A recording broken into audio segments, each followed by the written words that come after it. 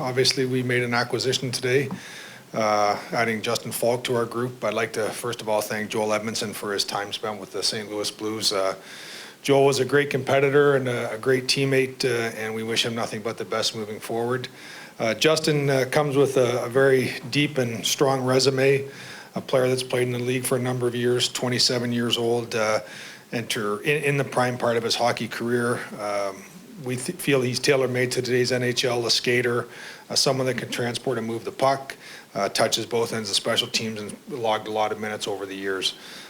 When I look at our group of defense now, probably the most balanced group that we've had since I've been here. Alex Pietrangelo has played very well with all three guys on the left, whether it be Dunn, Gunnarsson, or Bouwmeester.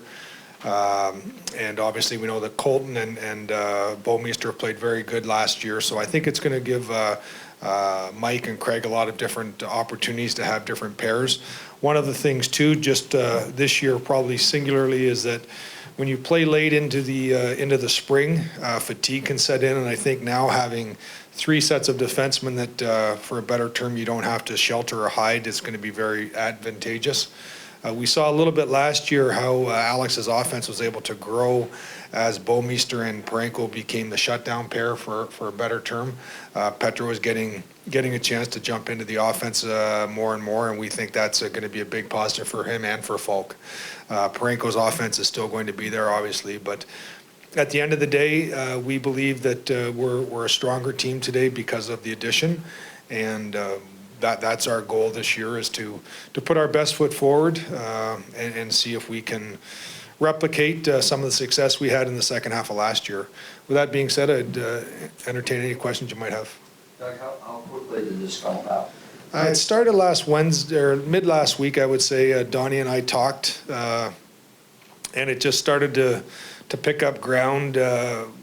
You know, it starts with what are you looking to accomplish from both sides. Obviously, we were looking to add a player that of Faulk's caliber. It was more what Donnie was looking for in return. He was looking for a really strong prospect. We bantied around different situations there, and unfortunately, we had to add Bach to this equation. We knew we'd have to add somebody to get the deal done. Joel is a player that, as I said, has experience, can help them, and it also helped the salary situation in the cap world even itself out a little bit. Carolina has agreed to retain a little over 14% of the salary this year, which will allow us to be cap compliant, I would say, with I don't want to say a healthy bit of room, but more room than probably people think initially. So, but it started last week. We pushed through the weekend on it. We got to the point where we were ready to make the trade, and then they gave us some time frame to talk to Faulk and his agent. We're actually, Brian Bartlett and Steve Bartlett were the agents. I didn't talk to Justin until today, but once he heard it was our team, I talked to him.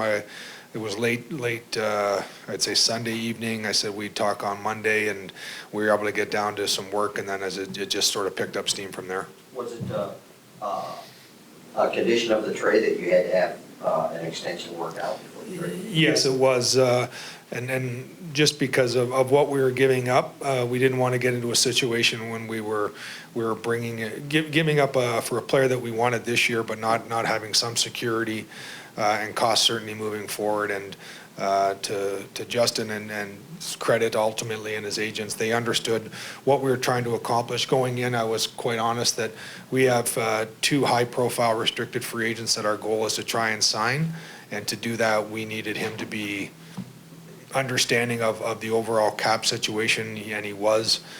We've seen some recent contracts that he was willing to come to our group at a cap hit that we could understand and afford, with an idea of trying to keep our group together moving forward past this season. Could you address the term? Obviously, you're comfortable with the player, three-time All-Star, 20. He's proven himself. 7 years, 8 years with the extra.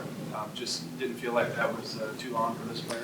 Well, I think that's the price of doing business in today's NHL. You look at you look at his comparable group, whether it be Spurgeon or Fowler or Ellis, you know, you get to a certain point where if you're going to give up potential cap dollars, you want to get some security and some term. And our analytics show that defensemen can play to the level they're at 27 till probably 32 or 33.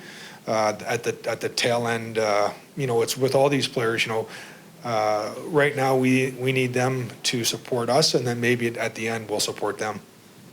On the contract, there's a report out that there's a trade projection on the deal. Is that another limited no trade for him, or is that a no move? No, it's not a no move, it's a no trade clause. It's a no trade clause for the first 5 years of the deal, and then a limited no trade of 15 teams that he can select not to be traded to the last 2.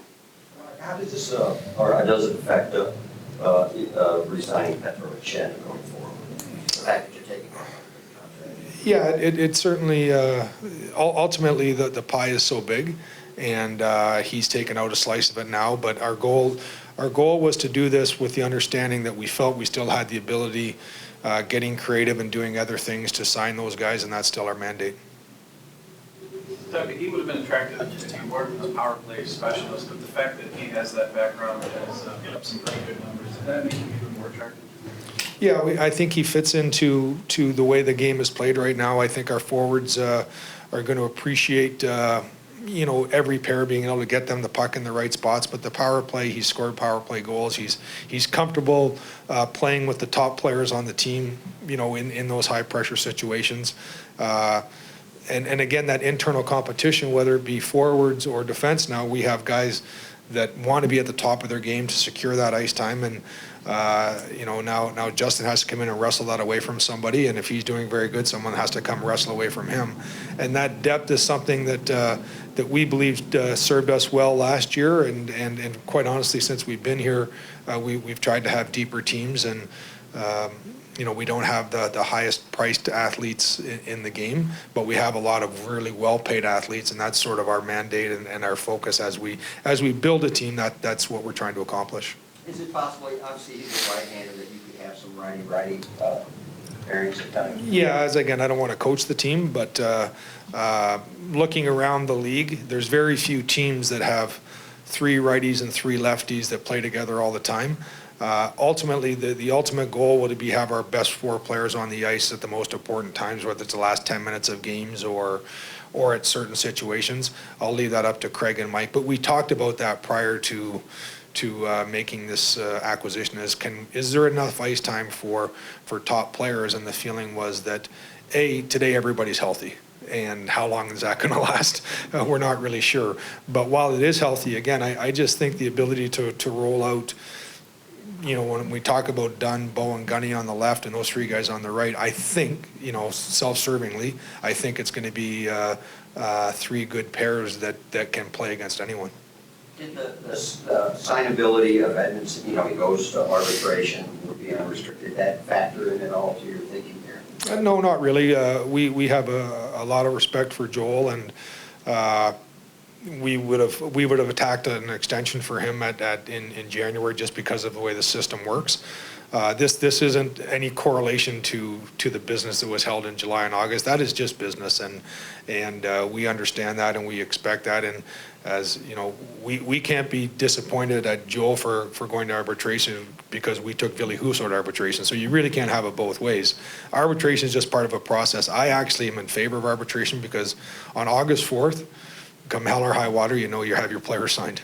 You've made a couple headline forward-thinking moves where you traded Shattenkirk and you get a Sanford back, and now you traded Stastny, you get Bach with the pick, and now he leads to Faulk. Can you just talk about how important that is to continue evolving and making those moves to set up these moves? Yeah, well, I think you're always looking to try and improve your team, keeping a balance of younger players with the core group that we have now, and then your veteran players. And quite honestly, one of the things that excited us, and again, I don't want to overstate it, the sample size is so small, but to see how Borgman and Mikkola have played the first part of training camp made us feel that at the left side of our defense on depth is going to be solid for this year.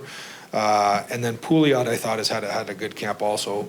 Then you add in Mitch Reinke and you have Bertuzzo there. So if you need 10 or 11 defensemen to go through an NHL season, which unfortunately some years you do, I think we have that depth there. And I think that's a big part of it. Does a move like this tell your players that you're really serious about repeating this year? I think you'd have to ask them that question, but our goal is to put our best foot forward and be competitive with the top teams. And I believe, as I said, that you get better in the NHL maybe by 3 or 4% at a time. And no disrespect to anyone, but I think we're a better team today than we were yesterday because of our addition of Faulk.